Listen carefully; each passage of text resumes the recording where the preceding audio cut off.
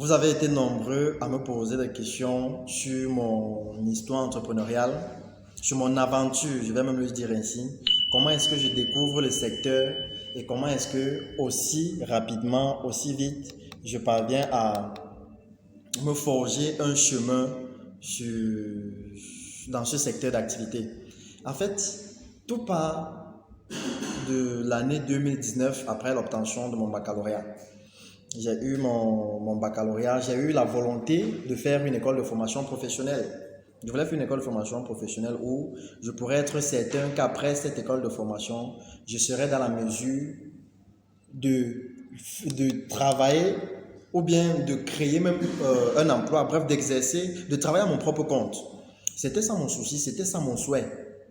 Mais sauf que le problème de financement s'est opposé. Mes parents ne pouvaient pas, étaient dans l'incapacité de me payer une école de formation professionnelle. La seule option qui se présentait à moi, la seule option que j'avais devant moi, c'était uniquement d'aller à l'université, une université publique. C'était la seule option que j'avais devant moi. C'est vrai que j'ai tenté également avec des concours. Pendant les vacances, j'ai fait les prépas concours. J'ai fait des concours que j'ai échoué à tous ces concours en fait. J'ai échoué à tous ces concours, donc la seule option, c'était d'aller à l'université. Université publique bien sûr, mais ce n'était pas mon souhait. Je ne voulais pas en fait naviguer sans savoir réellement où est-ce que je suis en train d'aller. Je ne voulais pas tout simplement aller à l'université parce que mes amis vont à l'université après le bac. Non, moi j'avais une vision claire de l'avenir que je concevais pour moi. Tout simplement, mon désir était en fait de travailler dans un secteur d'activité où je ne vais subir aucune contrainte. Un secteur d'activité où je serai en quelque sorte mon propre patron. Un secteur d'activité où je ne vais dépendre de personne. Par-dessus tout même, un secteur d'activité qui pourrait me permettre de rêver un instant, pouvoir aspirer à la liberté financière un jour.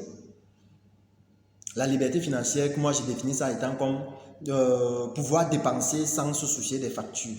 Pouvoir voyager partout dans le monde. Je vous réalise cette vidéo depuis mon hôtel à Dubaï.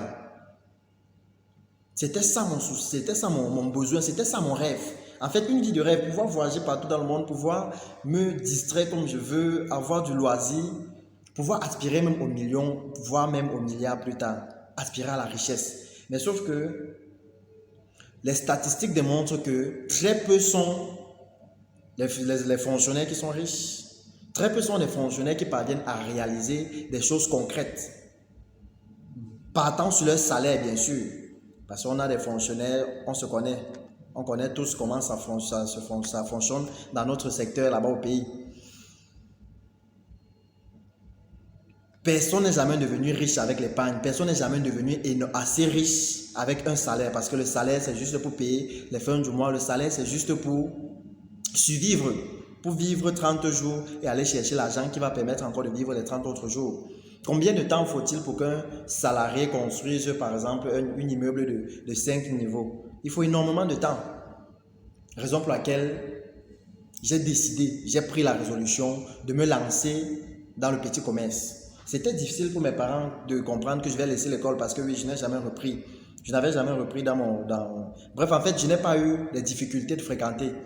J'ai fréquenté aisément, j'ai fait mes études sans souci. Maintenant que je dise que je vais laisser l'école comme ça, c'était difficile pour mes parents. Mais bon, je savais clairement ce que je voulais. Je savais où est-ce que je veux aller. Je savais en fait, j'avais une idée de ce que je veux pour moi-même. Et je pense que c'est l'un des éléments qui m'a propulsé. C'est la raison pour laquelle j'étais capable de... L'idée que j'avais, c'était de dire, bon, ok, même s'il faut que je souffre 5 ans avec le petit commerce, même s'il faut que je travaille dur 5 années durant et je me parviens à m'ouvrir même une boutique, un shopping, n'importe quoi, un point de vente.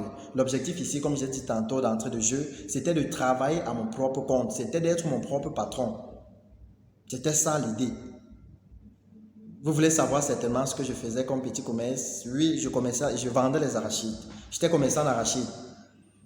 Je pars avec un capital de moins de 10 000. 10 000 répartis tels que, avec 5 000, j'achetais pratiquement 2 seaux d'arachides. Le seau était 2500. Avec les 5 autres 1000, j'achetais le plateau. La boîte, on ramasse à la poubelle. Voilà mon départ. Voilà mon capital de base.